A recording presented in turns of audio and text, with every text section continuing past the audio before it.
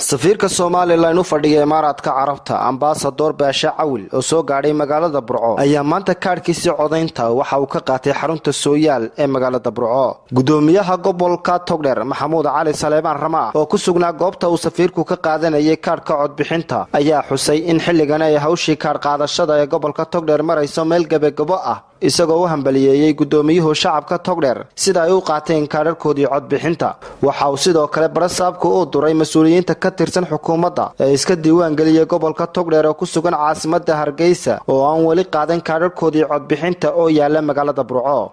waxaan ku jirnaa gabagabadii maalmihii ugu dambeeyay ama maanta iyo berrito ayaa ka hadhan kaararkii. waxaan aad ugu mahadnaqayaa safiirka iyo saaxiibadii oo halkan ka qaatay Mustafa oo maanta soo doontay kaararkoodii si dhib yarna u qaatay in sida uu noo sheegay inanka fadhiya ama qolada u joogta halkan komishinka kaararka halka yaalla waxay u badan yihiin waa reer Hargeysa waana dadkii madaxda ahaa ee badi u dhashay gobolkan ee iska diiwaan galiyay. waxaan ugu baaqaynaa inay kaararka u yimaadaan oo ay qaataan kaararkooda.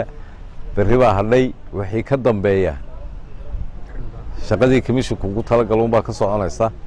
dub baa loo celinayaa kaararka oo aan u nimi inaanu ka qaadano kaarkii diiwaangelinta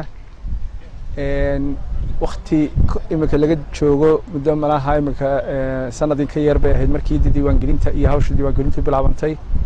hore waan nimi oo halkan iska diiwaan gelinay maantana de waxaan u nimi sidii qof oo muwaadin ah oo diiwaan geliyay ayaamihii iyo muddooyinka ugu dambeeyay ku guda jirnay inaanu qaadano kaarkii sida gudoomiyuhu sheegayna qof walba waxa ku waajiba oo muwaadin ah inuu kaarkiisa qaato.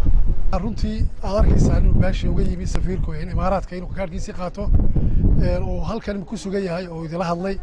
waxaan u sheegaynaa dadweynaha reer Togdheerna inay qiimaha uu leeyahay kaarka codayntu inaa safiirkaba tusaale u soo qaad idinku dalka jooga oo ku sugan gobolka oo ku sugan dalka oo ku sugan Hargeysa inaa kaarkiina halkan yaalo la celinayo runtii aad bay u tahay waxaad u xun marka kaarka qaata. Xabiib Ciga Xasan Universal TV magaalada Burco.